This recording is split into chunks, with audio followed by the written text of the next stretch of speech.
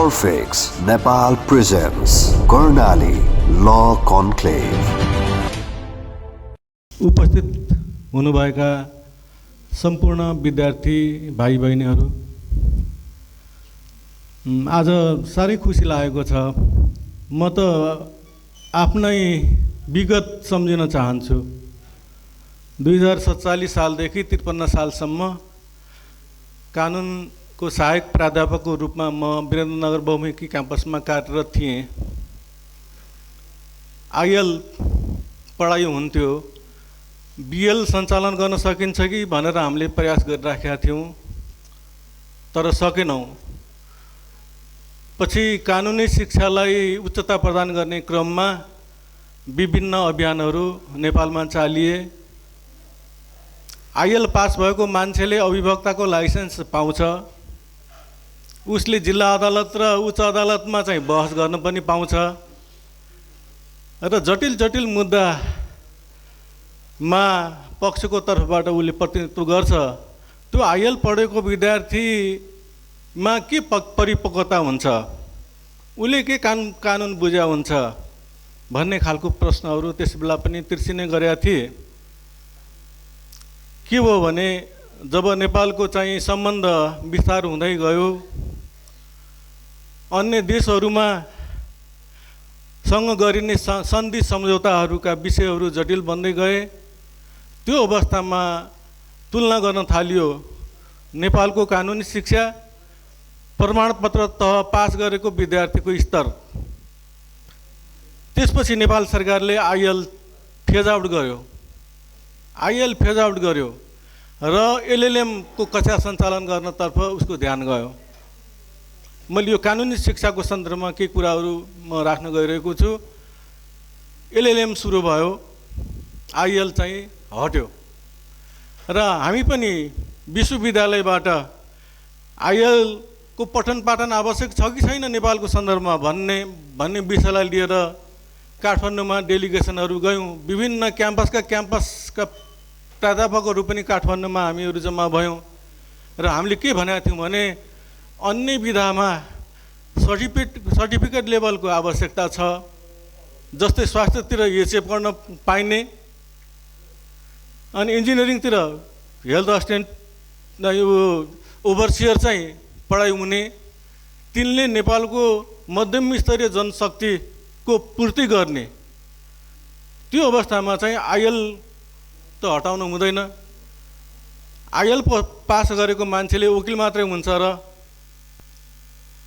अधिराज्यभरि चाहिँ अदालतहरू छन्, त्यहाँ सुब्बासम्मको जनशक्ति आवश्यक छ। आइएल पास भएर गएको चाहिँ जुन सुब्बा खरदारहरू हुनुहुन्छ, उहाँबाट जति न्याय सम्पादनमा न्यायाधीशलाई सहयोग हुन्छ, अन्य विधाबाट पास भएर आएकोलाई हुँदैन भन्ने खालको त्यस्तो हामीले माग राख्दै पनि आइएल हटेको थियो। किनभने स्तर छैन, त्यसलाई त्यस्तो जिम्मेवारी दिनु हुँदैन भन्ने चाहिँ सोचमा सरकार गएर आइएल हट्यो। र जहिले पनि हामी के बुझ्छौँ भने सिद्धान्तमा कानुनको अनभिज्ञता क्षम्य हुँदैन। व्यवहार हाम्रो ठिक उल्टो छ र सैद्धान्तिक हिसाबमा के भनिँदो रहेछ भने कानुन त सबले स्वतः बुझा हुन्छ नि। त्यसमा एउटा तर्क के रहेछ भने कानुन बनाउने त विधायिकाका सदस्यहरू हुन्। कानुन बनाउन भनेर हामीले चाहिँ प्रतिनिधित्व आफ्नो वारिस पठाउँछौँ। त्यो वारिसले जानकारी लिने कुराहरू वारिस पठाउने व्यक्तिलाई चाहिँ किन नहुने? आफ्नो प्रतिनिधिले संसदमा के कस्तो कानुन निर्माण गर्दैछ, के कस्तो संसदले कानुनहरू पारित गर्यो भन्ने विषय चाहिँ आफ्नो वारिस त्यो प्रतिनिधिलाई जानकारी छ भने प्रतिनिधि पठाउने त्यो व्यक्ति नागरिकलाई किन जानकारी नहुने? यसरी पनि सोचेको रहेछ मैले बुझ्दा। तर व्यवहारमा कस्तो छ भने त्यो प्रतिनिधि नै कानुन नजान्ने प्रतिनिधि हामीले पठाइरहेको त्यस्तो अनुभूति भइराखेको छ। कानुन बनाउन हामी जुन चाहिँ संसदमा प्रतिनिधि पठाउँछौँ त्यो कानुन बनाउने योग्य छ कि छैन, हामीले संसदको योग्यतामा त्यो हामी पाउँदैनौँ। जो व्यक्ति पनि संविधानले चाहिँ योग्यता पुरा गरेको छ भने ऊ संसदमा लड्छ, चुनाव जित्छ, जान्छ। तर ऊ त विधायक हो नि, उसको मूल काम भने चाहिँ कानुन बनाउने हो। त्यो मूल काम कानुन बनाउने काममा उसको दक्षता छ कि छैन, उसको ज्ञान छ कि छैन भनेर हामी हेर्दैनौँ। तर हामी सोच्छौँ कानुन अनभिज्ञता क्षम्य हुँदैन। सिद्धान्त त्यस्तो छ। कानुन आफ्नै प्रतिनिधिले बनाएको छ। आफ्नो प्रतिनिधिले बनाएको कुरामा त प्रतिनिधि पठाउनेको जिम्मेवारी हुन्छ जहिले पनि। प्रतिनिधिले सुनेको, जानेको, बुझेको कुराहरू जसले प्रतिनिधि पठाउँछ उसलाई जानकार हुन्छ भन्ने अनुमान गरिन्छ। त्यो हिसाबले कानुनको अनभिज्ञता क्षम्य हुँदैन भनिएको हो कि सैद्धान्तिक रूपमा भन्ने जस्तो लाग्छ। तर के छ भने अघि पनि छलफल चलिरहेको छ, मान्छे जन्मेदेखि मृत्युसम्म कानुनले बाँधिएको छ। हर कामहरू कानुनद्वारा निर्मित छन्। हामी जन्मिने बित्तिकै कानुन पनि विभिन्न किसिमका छन्। हामी राष्ट्रिय कानुनको, आधिकारिक कानुनको कुरा गरौँला, तर सामाजिक, सांस्कृतिक, धार्मिक कानुनहरू छन्। विभिन्न नीति नियमहरूबाट हामी बाँधिएका छौँ। कोही सीमित रूपमा बाँधिएका होला, परिवारभित्र बाँधिएका होला, कोही समाजभित्र बाँधिएका होला, कोही ठुलो क्षेत्रभित्र बाँधिएका होला। कुनै न कुनै रूपमा हामी बाँधिएका छौँ। र एउटा सामान्य राष्ट्रिय कानुन सरह लागू नहुने नैतिक कानुन जस्तै त्यस्ता नीति नियमहरूको उल्लङ्घन हुँदाखेरि त हामीलाई समाजमा बस्न गाह्रो पर्छ भने राज्यद्वारा निर्मित जो राज्यका सम्पूर्ण नागरिकहरूमाथि लागू हुन्छ त्यस्ता कानुनहरूको उल्लङ्घन गर्दाखेरि के कस्तो दायित्व चाहिँ सिर्जना हुन्छ, के कस्तो नोक्सान हुन्छ भन्ने कुराहरू चाहिँ महत्त्वपूर्ण छ। र भनिन्छ कानुन भन्ने बित्तिकै त मान्छे सतर्क हुन्छ। सतर्क पनि हुनुपर्छ। कानुन भन्ने कुरा त यसको नकारात्मक पक्ष समाजमा सुन्ने हो भने त यो जालझेल हो। फस्यो भने उम्किन धाउँछ, त्यस्तो रूपमा चाहिँ बुझिन्छ। तर कानुन भने त नागरिकले आफ्नो लागि, समाजलाई सुव्यवस्था गर्नको लागि, शान्ति सुव्यवस्था कायम गर्नको लागि, हकी सुरक्षाको लागि तयार गरिने नियमहरूको समूह हो। त्यो त हाम्रो लागि हो, हामीले बनाएको हो। हाम्रो लागि हामीले बनाएको हो भने त्यसको त जानकार त हुनैपर्छ। तर गाह्रो छ कानुन विषय।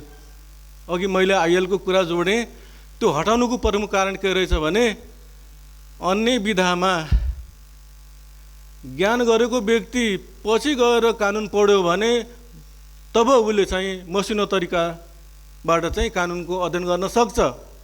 त्यसकारण चाहिँ अन्य विधाहरू पढेको, स्नातक गरेको व्यक्तिहरू नै बिएलमा भर्नाउनुपर्छ भन्ने खालको त्यस्तो खालको चाहिँ भयो। त्यसकारण के छ भने कानुन भने गाह्रो विषय पनि हो।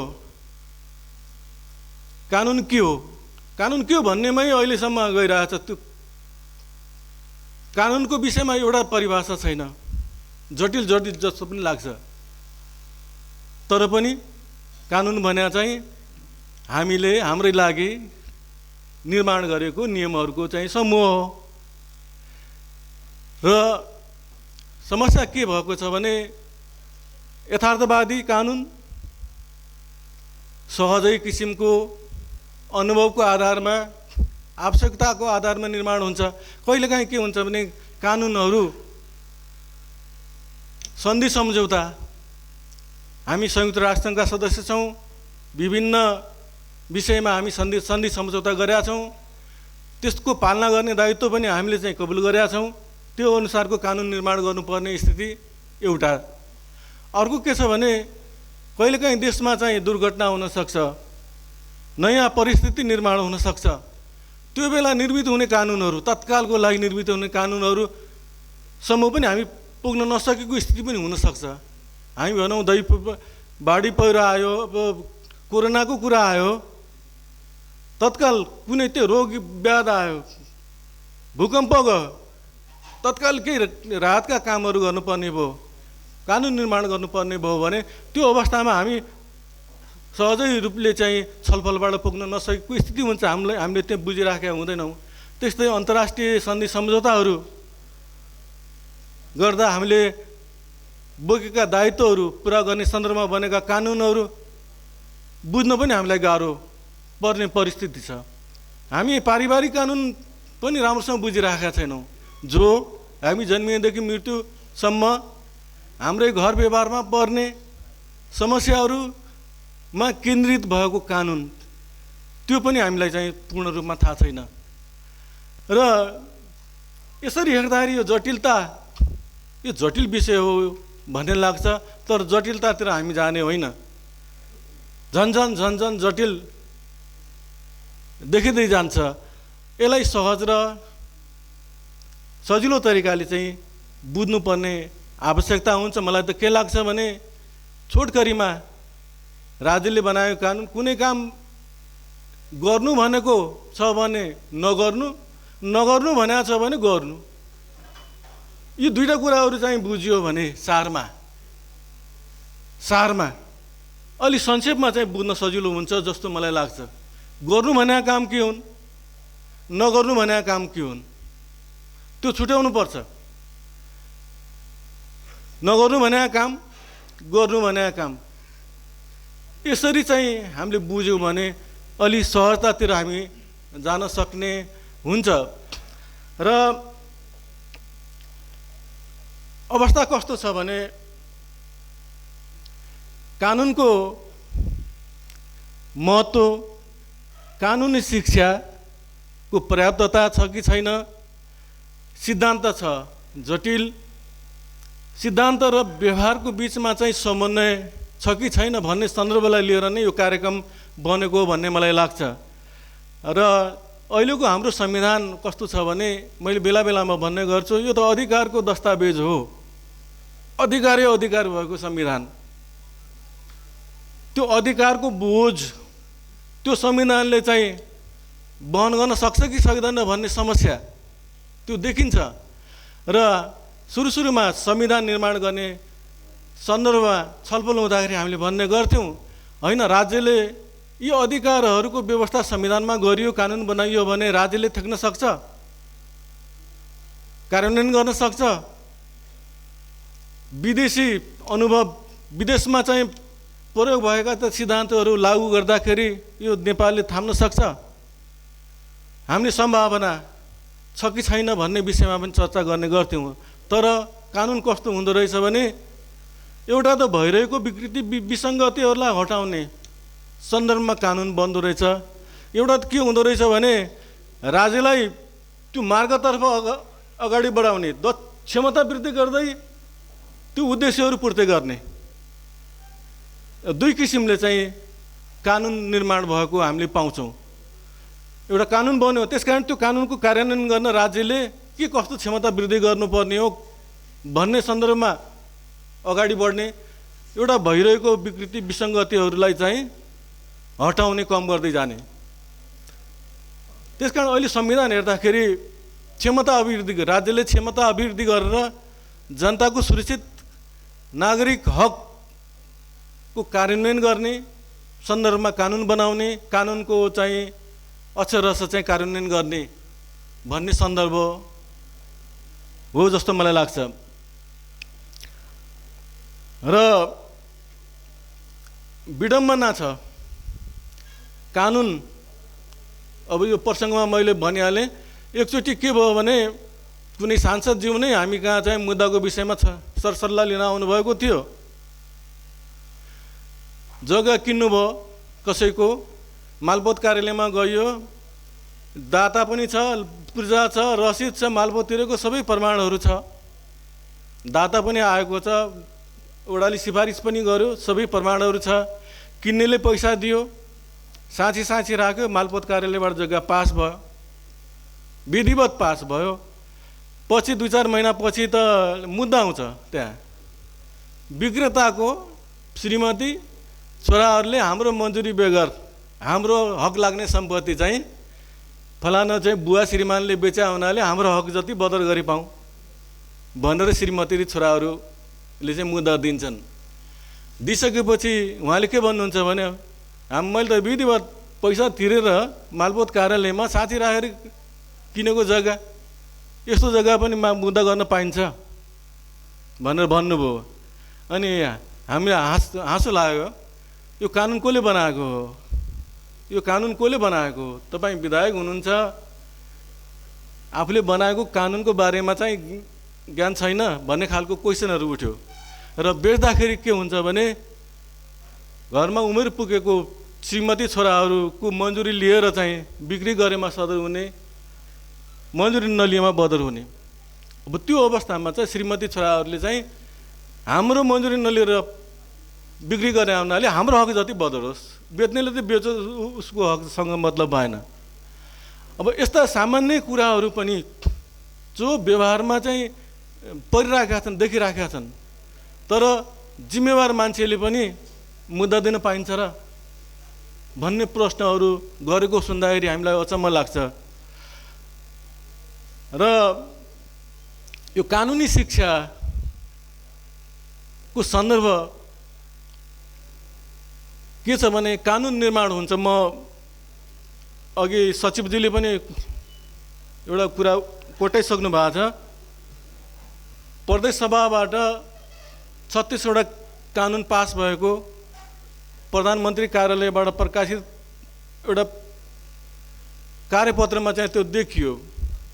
त्यसपछि धेरै विधेयकहरू समितिमा छलफलमा गएको देखियो। धेरै कानुनहरूको तर्जुमा भएको, कोही समितिमा छलफल, कोही समितिमा पेश। अनि मलाई के लाग्यो भने मुख्य न्यायाधिवक्ताको हैसियतले सरकारको प्रतिनिधित्व गर्नुपर्ने, यो प्रदेश सरकारले के कस्ता कानुनहरू कतिवटा बनाएको रहेछ भन्ने सन्दर्भमा म चाहिँ कानुन मन्त्रालयमा पुगेको हुँ। अनि मलाई के लाग्यो भने कानुनी शिक्षाको प्रचार हुनुपर्छ भन्ने मलाई लाग्छ। त्यहाँ संसदमा कानुन बन्यो, त्यो वेबसाइटमा सीमित रह्यो भने त्यो मौलिक हक अधिकारको कार्यान्वयनको लागि बनेको कानुन यदि बाहिर पढ्नै पाइँदैन भने त्यसको कार्यान्वयनको त आशा गर्ने कुरा भएन। र भोलि प्रदेश सरकारको तर्फबाट प्रदेश सभाले बनेको कानुनमा कुनै च्यालेन्ज आयो भने कस्तो कानुन बनाएको छ, कसरी चाहिँ त्यसको प्रतिवाद गर्ने हो भन्ने सन्दर्भमा चाहिँ खोज्दै जाँदाखेरि किताबहरू 4 वटा किताबमा चाहिँ ती ऐनहरू 36 वटा ऐनहरूको सङ्ग्रह भएको मैले पाएँ। अनि मलाई के लाग्यो भने होइन, यो किताबहरू त कमसेकम प्रत्येक बारमा पठाइदिउँ। सुरुवातमा प्रत्येक कानुन पढाउने पठन पाठन हुने विद्यालयमा, विश्वविद्यालयमा पठाइदिउँ। नागरिक समाज जसले चाहिँ मानव अधिकारको चाहिँ वकालत गरिरहनु भएको छ, नागरिकको हक हितको बारेमा बोलिरहनु भएको छ, त्यहाँ पनि पठाइदिउँ पहिलो चरणमा। त्यसपछि राज्यले त सबैले जान्ने बुझ्ने गरेर कानुनको प्रकाशित गर्नुपर्ने दायित्व राज्यको हो नि। कानुन बनाइदिएर प्रतिनिधि सभा भनौँ न, प्रदेश सभाको चाहिँ भूमिका पुरा हुने होइन नि। कानुन बनाउँदैमा उसको भूमिका पुरा हुने होइन। कानुन किन बनाइयो, कसका लागि बनाइयो, कसले थाहा पाउनु पर्ने हो, कसले चाहिँ त्यसको मान्नुपर्ने हो, त्यो पक्षसम्म चाहिँ कानुन नपुगेसम्म त कानुनको कार्यान्वयनको कुरा हुँदैन। त्यसकारण चाहिँ हुन त कानुनको ज्ञानको सम्बन्धमा पारित भएका कानुनहरू, प्रदेश सभाका बाट पारित भएको, प्रदेश प्रमुखले चाहिँ प्रमाणीकरण गरेको त्यस्ता कानुनहरूलाई टेकेर मुद्दा मामिला गरेको त्यति सुरुवात भएको देखिँदैन। अझैसम्म पनि प्रदेश सङ्घीय कानुनलाई आधार मानेर धेरै जसो मुद्दाहरू परिरहेको चाहिँ त्यस्तो अवस्था छ। र परिस्थिति कस्तो छ भने कानुन मन्त्रालय, कानुन केन्द्रमा कानुन किताब व्यवस्था समिति भन्ने छ, एउटा छुट्टै समितिको व्यवस्था भएको छ। त्यस्तै प्रदेशमा पनि कानुन किताब व्यवस्था समितिको व्यवस्था गर्ने, त्यो गाउँ गाउँ तल्लो तहसम्म पनि सार्वजनिक गर्ने। हिजो पनि कुरा त्यो वेबसाइटको कुराहरू वेबसाइटमा राख्ने, त्यहाँ पहुँच हुने हामी कति छौँ नेपालीहरू? पहुँचै छैन हाम्रो। त्यसकारण चाहिँ विशेष गरेर रेडियो माध्यम अरूभन्दा बढी प्रभावकारी भएको र स्थानीय तहसम्म पहुँच भएको नगरपालिका गाउँपालिकालाई एउटा माध्यम बनाएर वडा तह र गाउँ तहसम्म पनि बनेका कानुनहरूको बारेमा जानकारी गराउनु पर्ने उपयुक्त हुन्छ। र बुलेटिनहरू त निस्केर देखिन्छ यो ऐनको बारेमा, वृद्ध, बालक, महिला, छुवाछुत, अब यस्ता विषयहरूमा चाहिँ कस्तो कानुन बनेको छ, के गर्दा अपराध हुन्छ भन्ने बारेमा चाहिँ अहिले चाहिँ विभिन्न सरकारी गैर सरकारी संस्थाहरूले पनि आफ्नो एउटा मूल उद्देश्य राखेर प्रचार प्रसारको क्रममा चाहिँ गएको देखिन्छ। बुलेटिनहरू निस्केका छन्, तर अवस्था कस्तो भयो भने त्यो सबै सम्पूर्ण नागरिकहरूले थाहा पाउने अवस्था अझैसम्म चाहिँ सिर्जना भइरहेको अवस्था छैन। समस्या जटिल छ। मैले त के देखेको छु भने कानुनको अनभिज्ञता, समस्याहरू, कानुन जान्दैन भनेर भन्यो, कानुन जान्न आवश्यक छैन भन्ने दुईटा मात्रै कानुन पढ्दाखेरि देखिन्छ। एउटा त 10 वर्ष नपुगेको नाबालक मानिस हो भने उसलाई कुनै फौजदारी दायित्व चाहिँ उसले बोक्नु पर्दैन। त्यस्तै पागल जसले कामको परिणामै थाहा पाउन्न, कामको परिणाम थाहा पाउन्न, उसले के गरे भन्ने, आफ्नो हितमा गरे कि अहितमा गरे भन्ने कुराहरू पनि थाहा पाउन्न। ढुङ्गा माथि हानेर टाउको थाप्न जान्छ, त्यस्तो खालको। अब त्यस्ता व्यक्तिहरू मानिस भए पनि तिनीहरूलाई चाहिँ रोक लगाइएको छैन। त्यसबाहेक 10 वर्ष नागिसकेको नागरिकको हकमा कानुन बाध्यकारी छ। मैले थाहा पाइनँ, यस्तो रहेछ, अहिले मात्रै पढ्दाखेरि बुझेँ, फलानाले भनेर थाहा पाएँ भनेर छुटकारा पाउने अवस्था देखिँदैन। त्यसकारण कानुन जान्नै पर्ने र कानुनको बारेमा चाहिँ व्यापक रूपमा प्रचार प्रसार गराउनै पर्ने र कानुन जसमाथि लागू हुने हो ती व्यक्तिहरूको पहुँचको विषय बन्नै पर्ने भन्ने देखिन्छ। र एउटा के देखिन्छ भने मलाई के लाग्छ भने कानुनको सन्दर्भमा विभिन्न किसिमका क्षतिहरू अनभिज्ञताको कारणबाट, अनभिज्ञता पनि 2-3 किसिमका छन्। एउटा मैले पागल र नाबालक जो चाहिँ कानुनको ज्ञानै छैन, उनको चेतनै छैन, उनले बुझ्दैनन् भनेर चाहिँ सुविधा दिएको देखिन्छ। अर्को पनि हामी जाने बुझ्नेहरू पनि 2 किसिमका छौँ। आधा बोक्सी सिकेको भन्ने छ समाजमा, आधा पढेको, आधा जानेको, आधा नजानेको। यस्तो समूहबाट झन् ठुलो गल्ती भइराखेको देखिन्छ। झन् ठुलो गल्ती अनुमान गर्ने। मैले सुनेको थिएँ यो भएको भन्ने, पोहोर साल मैले मूल्याङ्कन पढ्दाखेरि त यति वर्ष 18 वर्ष लेखा थियो भनेर भन्ने। अब ऐन त संशोधन हुँदै जान्छ। एउटा छ कस्तो समूह छ भने अति विज्ञ खालको, तर म विज्ञ यो कानुनको अति विज्ञ भनेर भन्न सक्दैन कुनै पनि समूहलाई, किनभने कानुन भने चाहिँ परिवर्तन हुँदै जाने हो, नयाँ नयाँ कानुन बन्दै जाने हो। विज्ञता कसैमा पनि हुँदैन। उसले पनि पढ्ने हो, उसले पनि सिक्ने हो, उसले पनि अनुभव गर्ने हो। त्यसकारण चाहिँ यो सिकिरहने विषय हो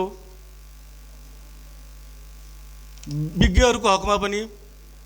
र जो अनपढ, अशिक्षा, दूरदराजमा सरकारको पहुँचबाट टाढा रहिरहेका चाहिँ जुन वासीहरू छौँ हामीहरू, हाम्रो लागि चाहिँ कठिन विषय छ। त्यसकारण राज्यले यो प्रमुख दायित्व के हो भने राज्यले नै कानुनको विषयमा, कानुन तर्जुमादेखि जनता त हिजो पनि कानुन निर्माण प्रक्रियामा नागरिकको भूमिका भन्ने चाहिँ विषयमा हामी छलफल गर्दै थियौँ। कुन कुन कानुन बन्दैछन्, यो नयाँ संविधानले कति कानुन बनाउन आवश्यक ठान्यो, कुन कुन विषयका छन् भन्ने विषयमा देखि नै छलफल गर्नुपर्ने मैले आवश्यक मान्छु। चासो हुन्छ यस्तो कानुन बन्दै रहेछ भनेर, अनि यस्तो कानुन बन्दै आए हुन्थ्यो भन्ने पनि हुन्छ। उत्सुकता बढ्छ, अनि उत्सुकता बढ्दै गयो भने पछि निर्माण प्रक्रियामा चाहिँ आफ्नो भूमिका के, सांसदहरू आउँछन् कि यो कानुनको मसौदा भइराखेको छ, हाम्रो पनि राय सुझाव लिन आउँछन् कि भनेर पनि हाम्रो उपस्थिति हुन्छ। त्यस बेला पनि हामी त्यो मसौदामा भएका व्यवहारहरू व्यवस्थाहरूको बारेमा हामी जानकारी राख्न सक्छौँ। त्यसपछि कानुन निर्माण हुन्छ, व्यापक रूपमा प्रचार प्रसार हुन्छ, अनि कानुन बुझ्न सहज हुन्छ। र जब कानुन बुझ्न सहज हुन्छ अनि कार्यान्वयन गर्न पनि सहज हुन्छ। मैले हिजो पनि भनेको थिएँ कि 2033 सालमा सामाजिक व्यवहार सुधार ऐन आयो नेपालमा। त्यस बेला साह्रै क्रान्तिकारी कदमको रूपमा चाहिँ त्यो ऐनलाई मान्य थियो। फजुल खर्च, बिहामा तडक भडक धेरै खर्चमा प्रतिस्पर्धा हुन थाल्यो, फजुल हुन थाल्यो, त्यो खर्च नोक्सान हुन थाल्यो। त्यसलाई रोक्नको लागि कानुन बनाइयो, तर त्यो कानुन लागू नै भएन। 50 जना जन्ती भने चाहिँ मान्छे 200 जना जन्ती गएपछि मात्रै बिहा जस्तो मान्ने त्यस्तो संस्कार हामी नेपाली समाजमा त्यो व्याप्त रहेको हुँदाखेरि त्यो संस्कार र त्यो कानुन र व्यवहार मिल्न सकेन र कार्यान्वयन हुन सकेन। त्यसकारण म के भन्छु भने कानुनले कहिले चाहिँ लतार्ने, समाजलाई लतार्ने हो कि समाजले कानुनलाई लतार्ने हो, कानुन समाजको लागि हो कि समाजको लागि कानुन हो, यो कुराहरू पनि महत्त्वपूर्ण छ। जब कुनै बेलामा बाध्यतावश कानुन निर्माण गरिन्छ, त्यसले समाजलाई डोर्याउन खोज्छ, डोरिनु पनि पर्छ। किनभने हामी त्यस्ता सन्धि सम्झौताहरू गरिराखेका छौँ, त्यस्तो प्रतिस्पर्धा गरिरहेका छौँ, त्यो युगमा पुग्ने चाहिँ सोच बनाइराखेका छौँ। कहिले चाहिँ कानुनले लतार्छ, कहिलेकाहीँ कस्तो हुन्छ भने समाजले लतार्छ। तर कानुन र समाज भने चाहिँ रथका दुईटा पाङ्ग्रा हुन्, सँगसँगै हिँड्यो भने अनि न्याय पर्ने, कानुनको कार्यान्वयन हुने हुन्छ। अहिले साइबर अपराध भने हामीलाई थाहा नै छैन। नयाँ कानुनहरू बनिरहेका छन्, नयाँ विकास भइरहेका छ, टेक्नोलोजी, नयाँ अपराध। अब त्यसलाई रोकथाम गर्न कानुन बनिरहेको स्थिति छ। हामी कानुन पढ्न पाइरहेका छैनौँ, किताब पढ्न पाइरहेका छैनौँ। तर समाज एकदम विकसित बन्दैछ। कोही माथि प्लेनमा चढ्ने व्यक्तिहरू यही समाजमा छौँ, कोही लहरुमा चाहिँ हिँड्ने, गाडामा हिँड्ने व्यक्तिहरू पनि हामी यही समाजमा छौँ। तालमेल मिलिरहेको छैन। कसैलाई पहुँच, कसैलाई चाहिँ पहुँचबाट टाढा, त्यस्तो परिस्थिति सिर्जना भएको छ। त्यसकारण मुख्य उद्देश्य के हुनुपर्छ भने राज्यको कानुन बनाउने त हो, त्यो जिम्मेवारी मसौदा पेश गर्ने सरकारले, संसदले पास गर्ने, कानुन बनाइदिने हाम्रो लागि। तर कस्तो कानुन बनाउने, कस्तो बन्यो, हामीलाई चाहिँ सूचित गर भन्ने अधिकार हाम्रो पनि हो, र जसमाथि त्यो कानुन लागू हुने हो त्यो व्यक्तिलाई सहज रूपले चाहिँ कानुनको जानकारी गराउने दायित्व पनि त्यो सरकारको हो। त्यो सरकारले चाहिँ महसुस गर्नुपर्छ। मलाई लाग्छ यो कानुनको अनभिज्ञतामा धेरै घटनाहरू हुन सक्छन्। सामाजिक, आर्थिक, राजनीतिक, मतलब एउटा मान्छे जेलमा पर्यो, कति नोक्सान भयो, राज्यलाई नोक्सान, समाजलाई नोक्सान, परिवारलाई नोक्सान। उसको एउटा चाहिँ उमेरगत रूपमा चाहिँ राज्यलाई दिनुपर्ने योगदानबाट पनि ऊ चाहिँ बाहिर जानुपर्ने, त्यस्तो गहन किसिमको चाहिँ नोक्सानीहरू, त्यस्ता असजिला अप्ठ्यारा अवस्थाहरू चाहिँ सिर्जना हुने हुन्छ। त्यसकारण जोखिम छ। त्यो जोखिमको खतराबाट जोगिन हामी पनि कानुनको ज्ञान कानुनको बारेमा जानकारी राख्न चाहिँ तत्पर रहनुपर्छ। राज्यले पनि त्यस्ता जोखिम हुनबाट चाहिँ रोक्नको लागि जनतालाई चाहिँ कानुनको बारेमा सूचित गराउनुपर्छ भन्ने मलाई लाग्छ।